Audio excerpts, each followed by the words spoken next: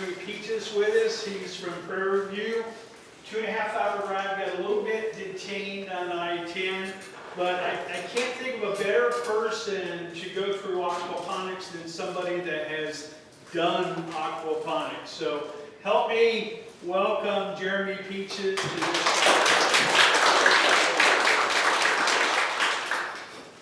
How you all doing today? I'm really excited to be here. I'm glad we had rain, which we had a few months back. Yeah, but well, again, my name is JeremyPeaches. I'm the Urban Ag Specialist for Prairie View University. And my job is basically to go throughout the state, teaching educational classes, working with extension agents like Ms. Savannah Harrington in the bag, coming up with policy and different innovative programs. One of the things that I specialize in and one of the things that we're pushing due to climate change and all these other matters is aquaponics and hydroponics. Alright, so today we're going to go through this presentation. Towards the end, you'll have the opportunity to ask me as many questions, and you can even stop me in the meantime as well. That's good with you all? Alright, it's time to rock and roll. Alright, so what we're going to cover is the difference between soil growth systems, aqua, and hydroponic systems. It's good to understand the basics, because if you don't understand the basics, it's almost similar to aquaponics and hydroponics. It's just no medium, right? It's all water. Then the types of systems, that's important because depending on where you are, urban, rural, patio, commercial or not, there's different types of systems that might fit your liking or just your space requirements. Also management requirements, because management is a little bit less than traditional. You still have some things that you got to check off on the list to make sure that your system is running optimally, whether to eat or for production. The type of plants to grow. Sustainability is important. That's how we even got to aquaponics and hydroponics. In the demonstration, I won't get an opportunity to do that because of time restraints, but I'll leave the tips to whoever got my water bottle. And we have some questions, so that's cool with you all? All right. Now, we're doing aquaponics and hydroponics similar to soil and in-ground. One of the most important things is most vegetables need at least 6 hours of direct sunlight. We're going into fall or even in the summertime. There's different light changes, but all plants need 6 hours of direct sunlight. Slope is important because just like if you in-ground, if you have your water tanks or all these things are balanced, you're not going to have a full nice flow. It might be overages, things of that nature. So the slope is important. Air drainage, right? One of the most common issues with just plants in general in Texas is the air. When you have high humidity, you might have mold spores, things of that matter, especially dealing with water. Water. Our body's made up of 70% water, just like the soil. The plants need water, right? In aquaponics and hydroponics, the main base is water. Soil texture. Now, in traditional, you have the soil, of course. So you deal with, depending on where you are, you may have your black land, gumbo clay, sandy loam, or wherever. What kind of soil is in this region? Hard, sandy, black land, prairie. Well, that is kind of the same and different because with aquaponics and hydroponics, the medium that's grown in, it may be rock wool, it may be coastal fire, it may be clay pebbles, things of that nature, pink frailin, granite, rocks. So whatever the medium is the thing that's holding the plant. That's important because they all have different structures. Soil nutrients and pH, this is, if not one of the biggest things in understanding you have to know in aquaponics and hydroponics. Because, of course, if your pH is too low, that means it's too acidic. If it's too high, that means it's highly alkaline. So you really want it in the middle, depending on what you're growing. And also the nutrients is important. Testing, understanding NPK, nitrogen, phosphorus, and potassium. But also understanding the things that aquaponics, fish waste automatically have a certain amount of nutrients in it, 13 that plants need, but it's missing things like calcium. So it has to be supplemented naturally, of course. But soil depth is ranging, of course, in soil. But in the aquaponics and hydroponics, it depends on what kind of system you have and what you can grow. If you probably grow in a tower, you can't grow sweet potatoes or bulky things. So we'll get into those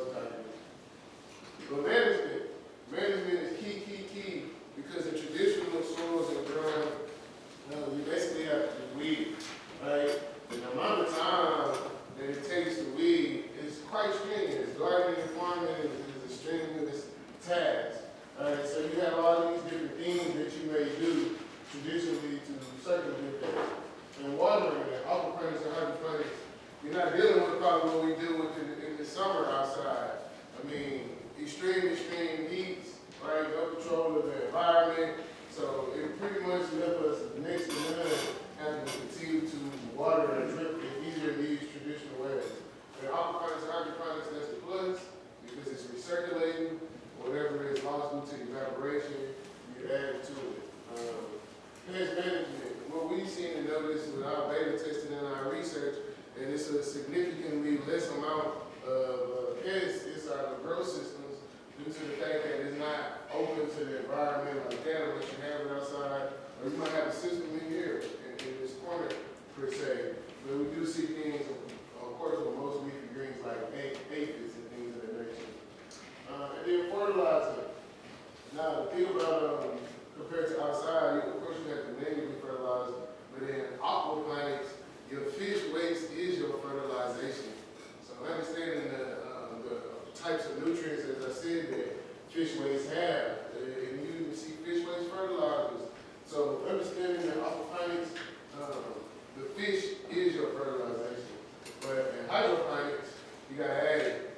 So of course, we can't tell you to use, the type of fertilizers that may be organic or inorganic, but we would advise using compost teas, things of that nature, organic fertilizers that's liquid, or making your own fertilizers to be able to add to your hydroponic system. Hydro, no fish. Alright. So, but management is important because this was going to dictate, do I want to deal with growing these type systems and which system may work for me compared to outside. Now, of course, in the traditional manner, you're going to have your in-ground beds. You're going to have your raised beds, things that's above ground, or elevated raised beds so you don't have to bend over, and even containerized beds. So in the traditional sense, you have different various options that may fit your standard and liking, similar to the aquaponics and hydroponics. What we're seeing now is these raised beds, elevated raised beds, are more accessible, right? And similar to that, if you have kids and children with different abilities and senior citizens, of course you want to be able to create or have a system that's less work on your body that allows you to do this, whether if it's a hobby or supplemental food or commercial reason. But let's get down to the meat and potatoes. This is the transition. See, he said meat and potatoes, meat and potatoes. So meat and potatoes are vegetables. Listen, say vegetables. It's like it's hydroponics. So what is hydroponics? Hydro, water, hydroponic system. It's a type of horticulture and a substrate of hydroculture, which is a method of growing plants, usually crops, without soil by using mineral nutrient solutions in an aqueous solid. So in layman's terms, just having pure water that's being recirculated and you're adding some type of nutrients to it. That way the plants can uptake it. So even in a vertical system like this, it's a tank at the bottom, the water is shot up to the top. When it comes back down, it's hitting the roots of these plants that's inside of this tower. Right? So no soil at all. So that's hydroponics. But what is aquaponics? Right?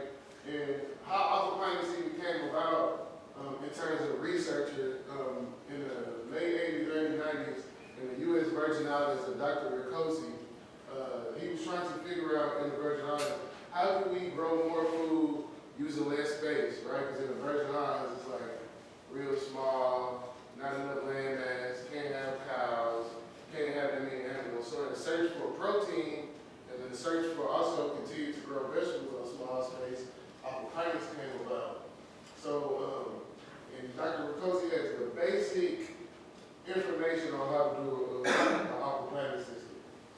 But aquaponics is aquaculture, right? Fish and hydroponics system, a fish system, is aquaponics. So what's basically happening here, as I break down again, you have a fish. That fish may be what you commonly see mostly is tilapia, bass. And I'm starting to see people even do barramundi over here. I even make catfish as well. But if you're not eating the fish as a protein, you just use goldfish because the whole point is the fish waste. Right?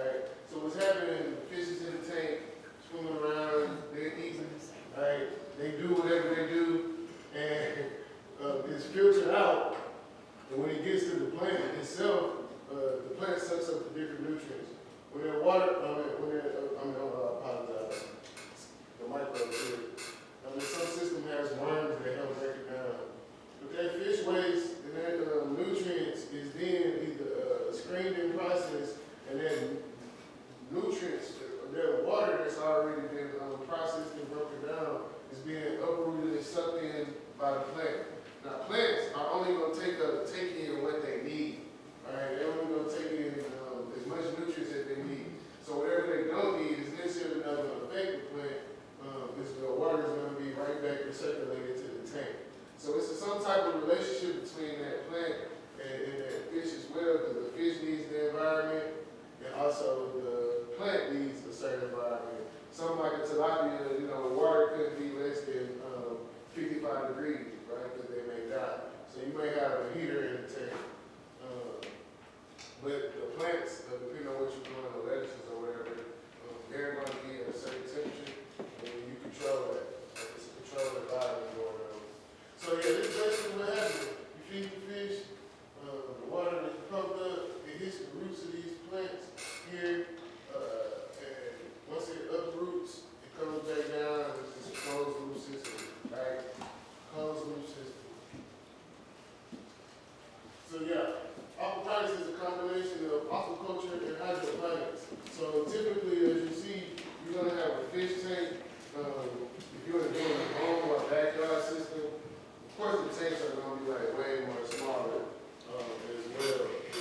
But and also to see these plants, a lot of people ask me like, well, if there's no soil, like what is the plants going to attach to? The roots going to attach to?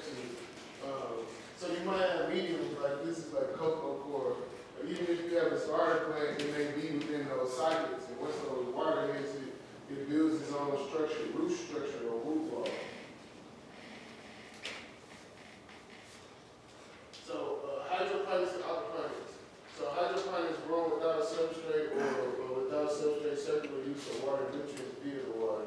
So again, in layman terms, these are the substrates. This one is a rock wool, right? So it's all kind of different types. And this is a floating raft for a deep water culture system. And I'll get into the different types of systems so you can have more understanding. But if you see these roots aren't attached to anything. They're white. Usually when you see white roots, they're not. With black roots or nodule ones, because you have a healthy, vibrant plant, right? With less pests and disease. So literally, the roots are not connected to anything but this medium, this rock wool, and it's continuing to suck up as much nutrients in the water as possible.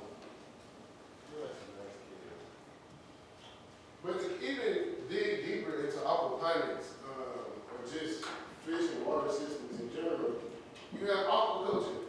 So say for instance, if you wasn't even interested in growing, fish for, growing lettuces and leafy greens, say if you wanted to only do, fish for protein or to be able to sell. One of the biggest things that's going on is things like growing in these controlled environment in these tanks, right? Got lights, water, air, it's probably cool in there, and the water instead of being recirculated and filtered. Things like these, people are starting to raise crustaceans and seaweed up here, which is starting to be an algae as well. It's starting to be a huge, huge industry. I think last week we had a whole meeting about algae, and not just for people, but for edible food or consumption.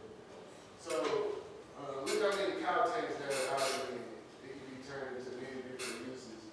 So just an understanding of fish and water systems to be able to grow food for protein, value-added products, fertilizers, and also, of course, food, like vegetables, like lettuces and things.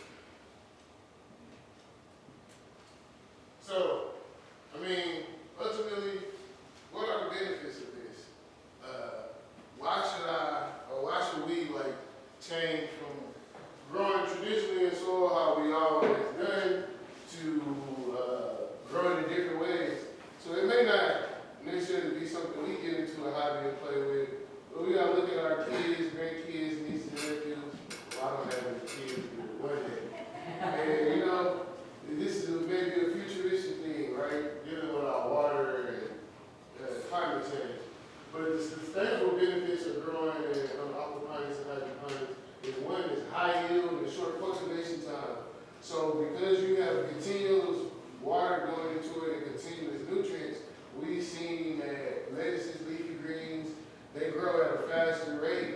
So a head of lettuce outside, they may have pest issues, water, heat, sometimes it's hot, cold, or whatever, you know how Texas is. May take longer, or you may end up losing a crop. Versus this, if it's in a controlled environment, one of these systems, we're looking at 5 to 6 weeks, if not less, for the head of lettuce. So that's about a month to 2 weeks. Less predator disease, again, just picture how much when we have things in these open conditions and or just you may have issues with intercrops and other crops. So you want to look at the disease part and having it more biological control, like more control of the environment. Like I said, I mean, it's places that's growing food in here in these type of systems. Efficiency. Efficiency is very, very important because, again, if you're doing it whether to feed yourself, somebody else, or for food production, if it's not efficient, it's hard for you to gauge what you're going to eat, what you're going to plan to eat, or what you're going to sell. But urbanization and less transportation. Most of our food comes from rural areas in America or California or Mexico or something, Arizona. 70% of the lettuce that's eaten in the United States comes from the Salinas Valley in California. So just picture the nutrient density, something that probably was picked a month ago, was shipped from wherever, went to somebody's warehouse. By the time we get to our grocery store or store, it might look good, it may even taste a little good, but what is the nutrient density?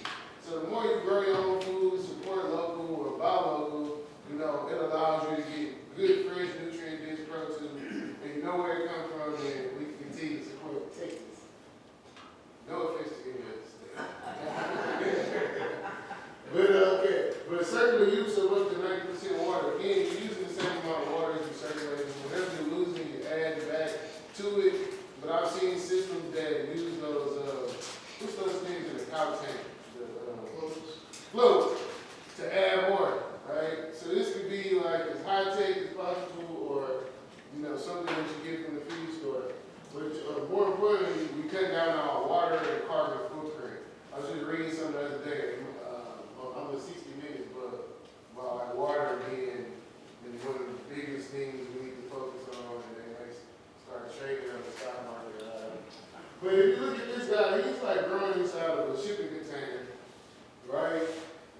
He has on his COVID mask. I don't know. Right, but he's on a laptop, on an iPad or whatever. So that iPad, he's controlling the lights, he's controlling the water, he's looking at all these nutrient density and dissolved oxygen and nitrates and nitrates, all these different things. So that's why I say like agriculture and growing in these systems can be a YouTube, backyard, hey, let's put something together, to efficient systems like this that's starting to be more companies like this in America and Europe and Spain, things of that nature. Can I ask a quick question? Oh yeah, come on. This looks to me, though, to be very power dependent. What happens in the case of a power outage? You just asked a great question. Some company in New Jersey found out real quick. So you asked a great question. So when you start getting into these huge commercial systems, and I want y'all to understand this because it's an understanding of everything. But we may start off on more of the backyard, smaller level, hobbyists and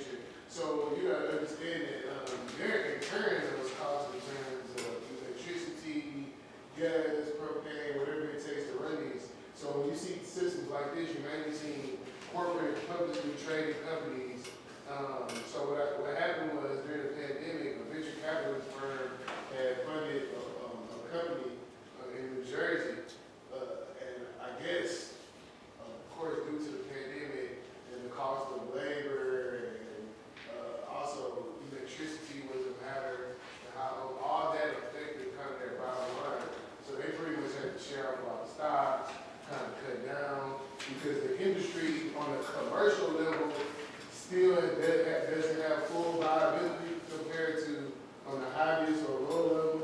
And that's where the work still needs to be done on the commercial side, on the corporate side of things. Like how do you actually manage factories for food that's grown by this if you don't have solar or high input costs, right? Especially now due to the Ukraine and war and all that. So, I mean, yeah, it's hard on the bigger scale. Good question. But, so, I mean, we're going to, now that we know, like, okay, how does this thing grow? What is aquaponics and hydroponics? Now we're going to get into the systems, right? And some of the basic key components, all right? So you have to have a pump because something has to be pumped up or down. But unless you have a gravity flow, you're still going to end up needing a pump to go back up and down. And depending on the type of system you have, depending on the type of pump you have, because you have some pumps, you have gravity pumps.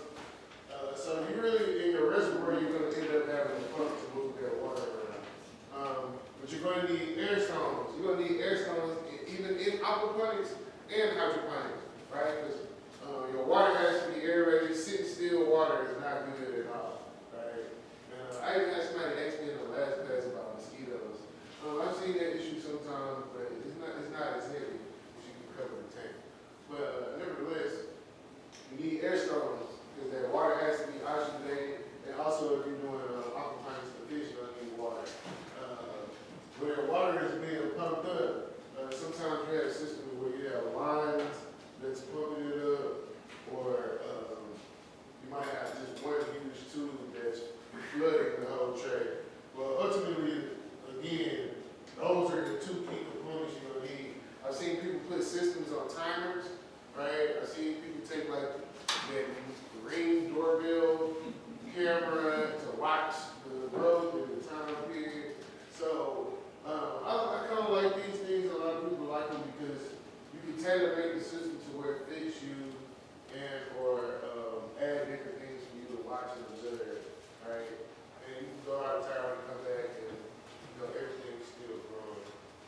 But those are the two main key components that you're going to need: pumps and aerators, regardless of the type of system that you have. Now, so the types of crops, and that goes back to the type of systems that you have too. We're going to go through.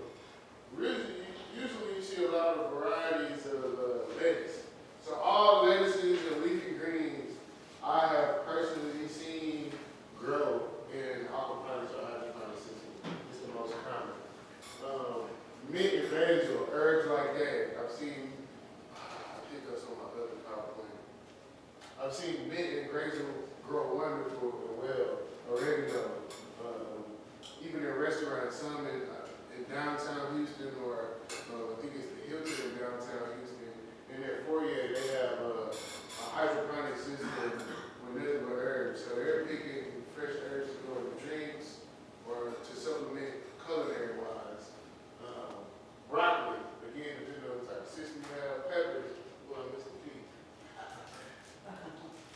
Any teachers or retired teachers? I'm sorry. We just appreciate you. I lost the points of that. Tomatoes. So anybody seen this HEB commercial that was out like 2-3 years ago in Michigan? They had a greenhouse like this, and they was doing hydroponics, and they call this somewhere NFT, nutrient film hydroponics. So yeah, they basically just have a tank somewhere in this building in this huge climate-controlled greenhouse, and they have these rock pools, but they have these drip lines taking their water to it. And when the water goes to it, it's a vat, it goes back down, and it's continuing to recirculate. That's not aquaponics, that's hydroponics, and they're pumping whatever nutrients, I don't know if it's organic or inorganic, into it. Of course, but it still doesn't change.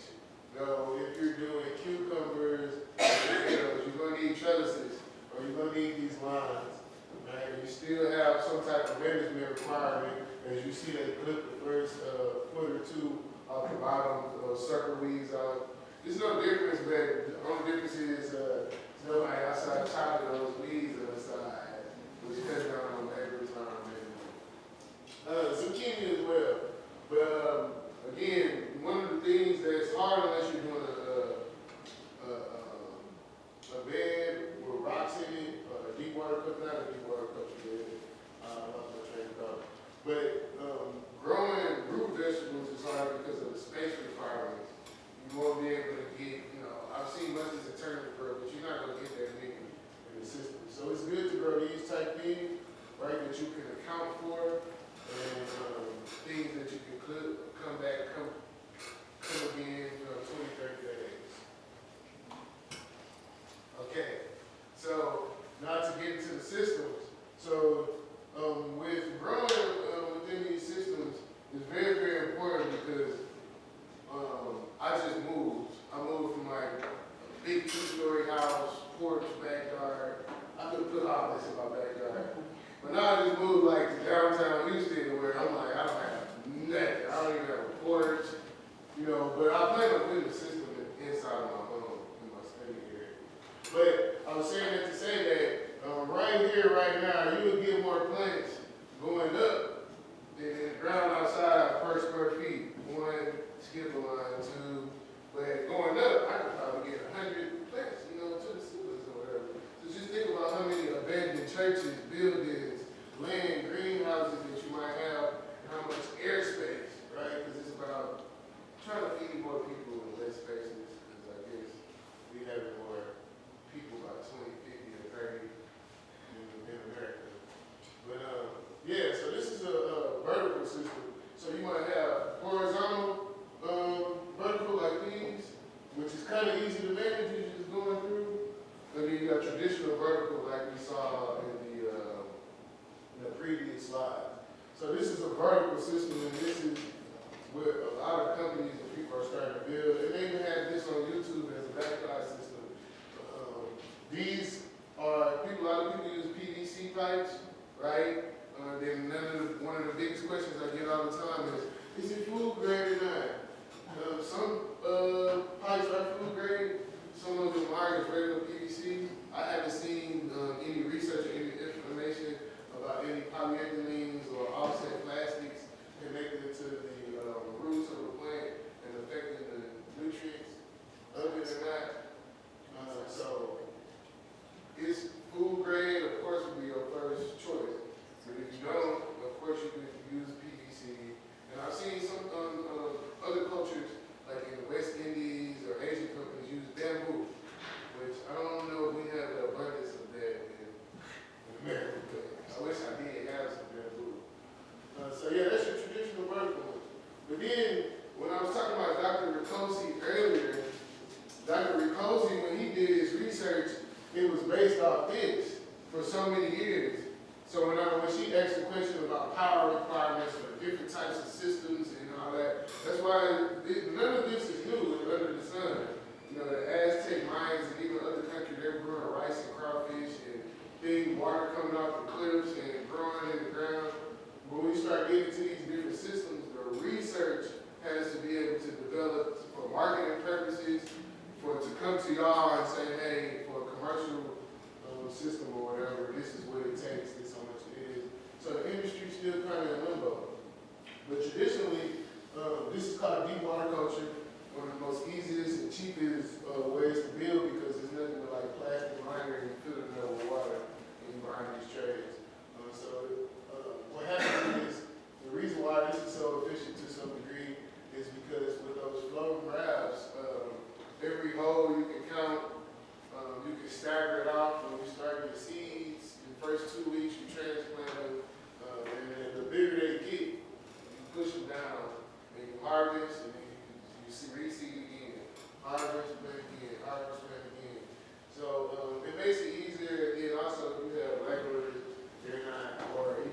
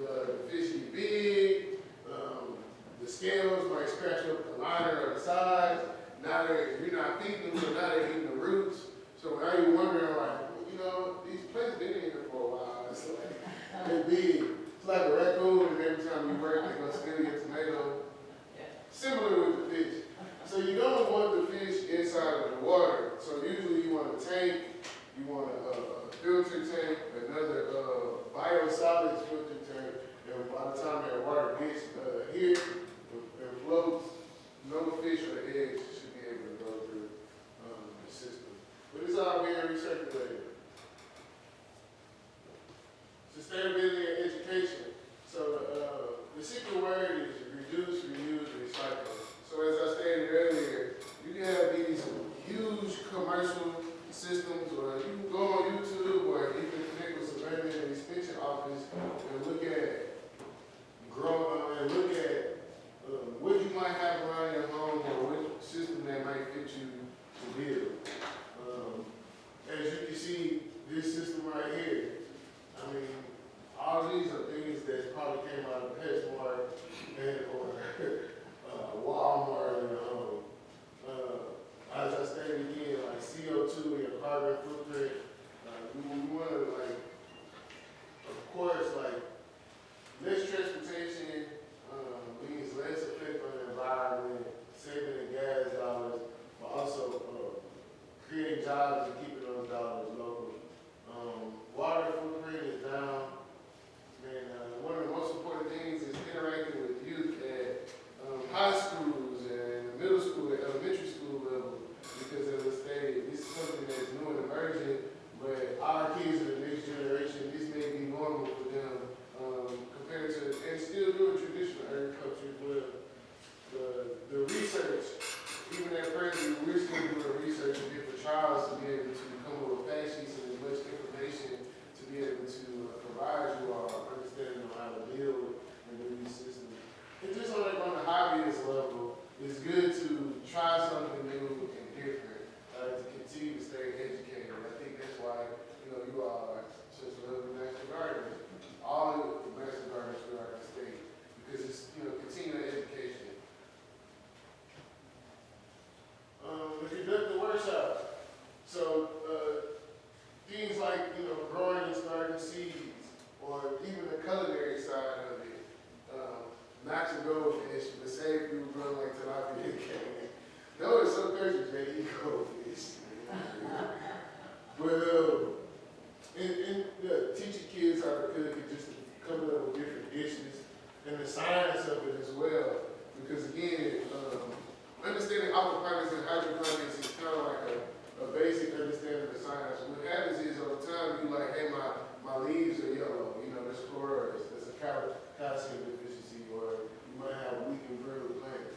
So looking at those things is very, very important, because you really want to hone in more on the scientific side when you're dealing with aquaponics and hydroponics.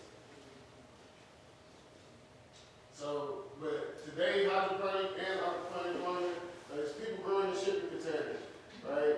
And people growing in those shipping containers, like I said earlier, you don't have to have this huge, elaborate system, right? You see, it's a regular AC unit, regular shipping container, and food grade walls, PVC. I guarantee you it's probably a pump or a tank. But I wanted you to see this because compared to that guy or that corporate company that's say you're trying to save the world and feed people, it actually causing probably more harm and taking up more money. So that's why it's important for us to continue to save small family farms and gardens and doing things of this nature, because the more we have in pockets in neighborhoods or in urban centers, that means we're focusing more on a community, like a commune, back to kind of how it used to be, and being self-sufficient in that manner. So why aquaponics and hydroponics, right? So in 2050, they say, and the scientists, I work with too, they say we have to feed 9.8 billion people, right? But by 2030, we're supposed to be solving this climate change thing. So if we don't solve this climate change, how do we get to the point of 2030, right? Everything's going to be burnt up after the summer, or offsetting winters, hard winter freezes like we've had. So the capacity of our planet is limited. And oceans as well are overfished. Like I said, I'm a 60 Minutes bug, commercial fishermen and all the waste in the sea fish farms and things of that nature. It's kind of affecting different fish species. So it's a huge conservation aspect to this in terms of not only food production, but just, not abusing our land and water resources. So aquaponics and hydroponics could be one of the solutions of our future food problem. Okay.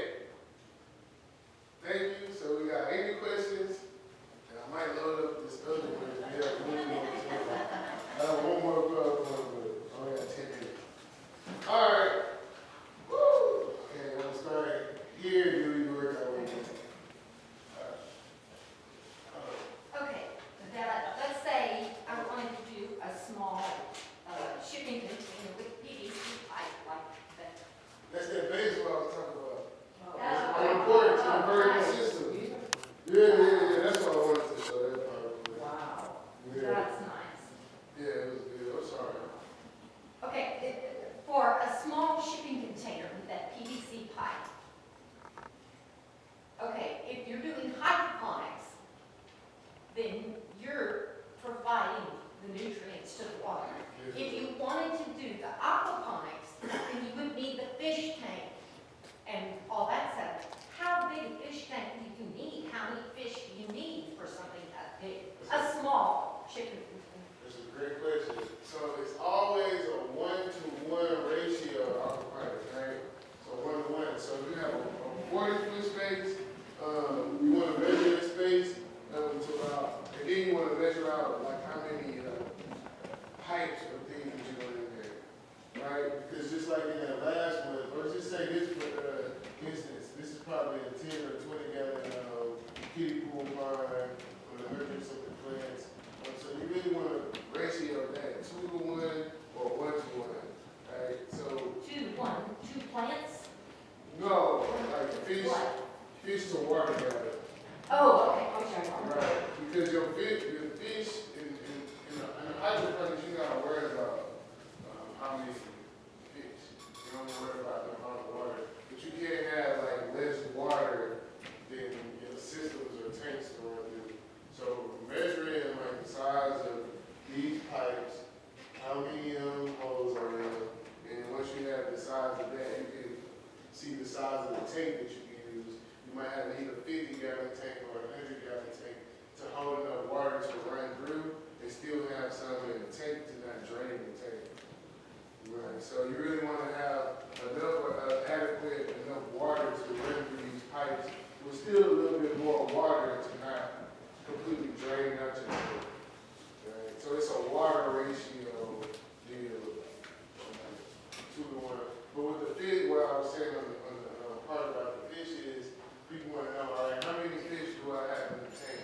Well, if you got goldfish, you know those goldfish are going to go from like here to here. They're not never going to be this big, sport size. But if you're doing something like a tilapia, you already know that if I got a 20-gallon tank, I'm getting them at Fingerman's. In 4 to 6 months, they're probably going to be, what, a foot or half a foot long. Right? So in actuality, you only need 2, 3, or 4 fish in there, because over time they're going to grow big. So you can have bigger tanks and still have your pipes in your systems, but you don't really want small tanks if you're doing aquaponics and you have like fish that you plan to eat or that's going to get big. So that's why you see a lot of people like these.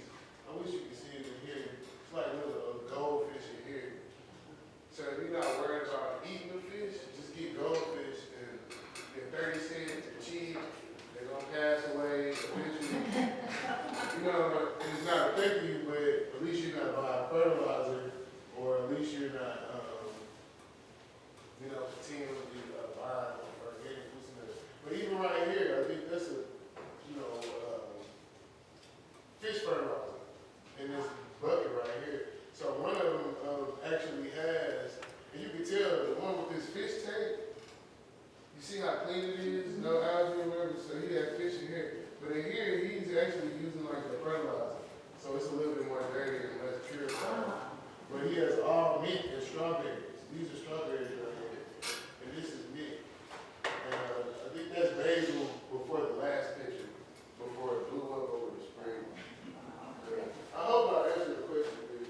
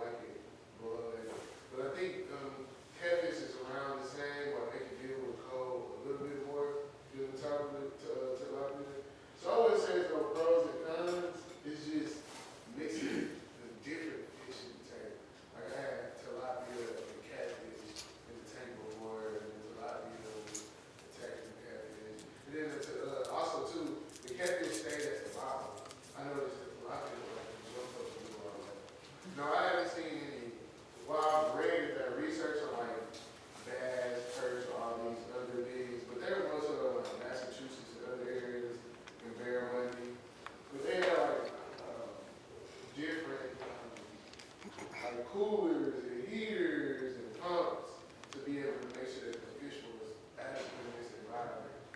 But I haven't seen any issues with catfish. I was just stressed that if you're going to use fish, to make sure like as the season change or whatever, have adequate heating or cooling. And then like even the heaters, we have big commercial heaters, but those we used to buy a lot of stuff from PetSmart and from Amazon. I mean, it worked well. We made a lot of money. So I hope that helps. It does, thank you very much.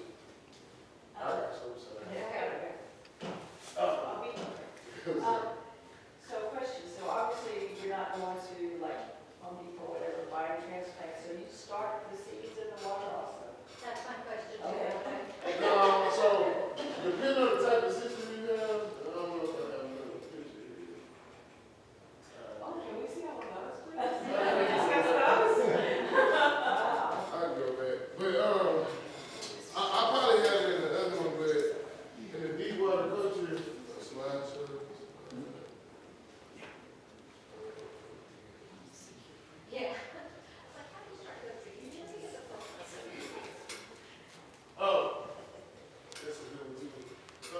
But no, and if you do it, so they have like media beds. They call it media beds and grow beds, and they usually have rocks in it. I was just visiting, and my friend, he grows this out of a warehouse, but he just threw seeds in his.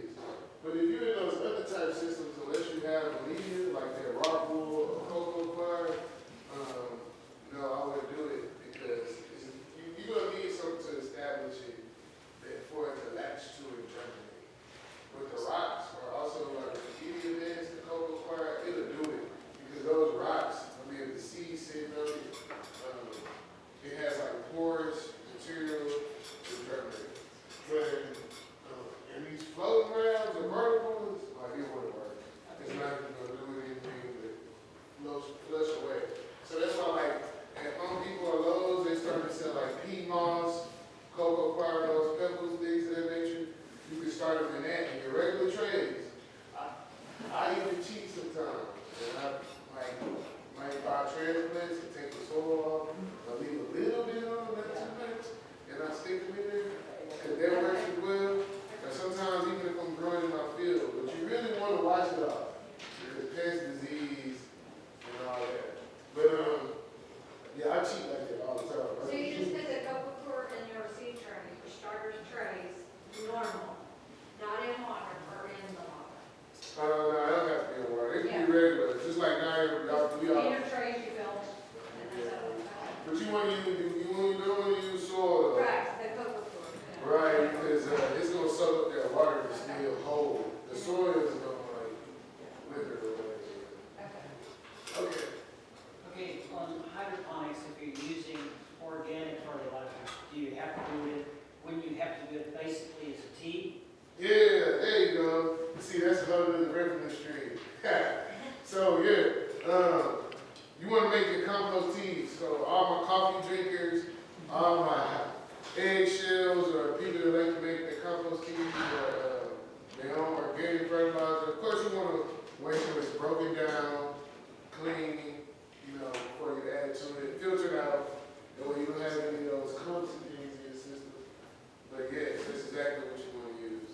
And also too, even compost tea bags. I've had on my porch at my old house 2 years ago. I feel like I put a lot. But yeah, I had like a bag, but it was so screened, like small microns and filters, that none of whatever I had in there had biochar. I forgot what else I had in there. But it would seep out through those microns, and I wouldn't have, clumps or anything. But you really want to compost tea. I'm sorry. With water harvesting becoming a popular issue nowadays, what is the best water? The river water or the copper? So I have 3 or 4 presentations on aquaponics, hydroponics, and I didn't do that presentation today. But when I start out those presentations, I have a whole section